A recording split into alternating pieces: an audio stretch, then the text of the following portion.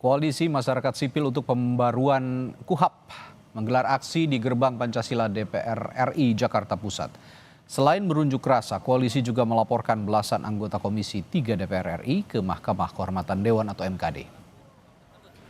Belasan anggota Dewan dilaporkan Koalisi Masyarakat Sipil ke MKD karena dinilai telah mengabaikan partisipasi publik yang bermakna dalam proses legislasi.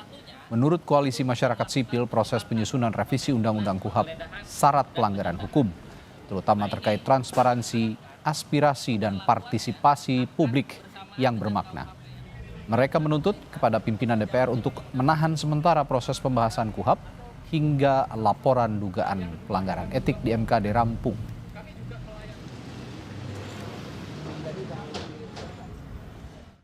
Laporan atau pengaduan ini kami tempuh karena dalam proses panjang pembahasan KUHAP ini setidak-tidaknya sejak bulan Mei 2025 lalu kami tidak melihat proses ini dilandasi atau berbasis dengan partisipasi publik yang bermakna.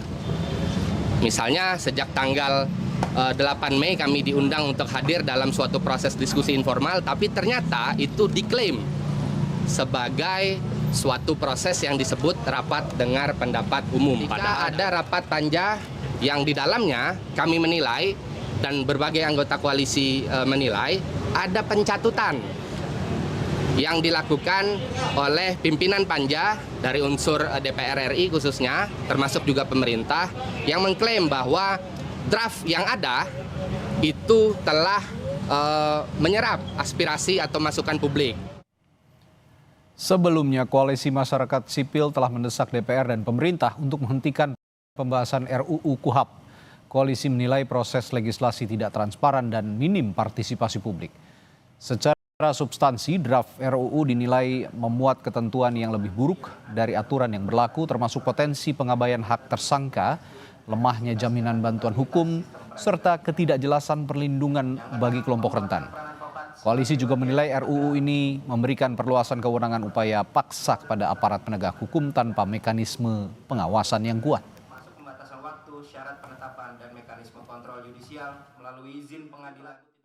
Terlebih lagi juga soal upaya paksa, ya, yang kemudian bisa dilakukan tanpa kontrol dan juga tanpa pembatasan, sehingga rentan sekali penyalahgunaan kewenangan atau abuse of power, dan ini rentan sekali pelanggaran hak asasi manusia, baik itu melalui penangkapan, penahanan, penyitaan, penggeledahan, ya, penetapan tersangka, bahkan dalam KUHAP ini akan ditambah lagi kewenangan kepolisian, itu soal penyadapan dan juga pemblokiran.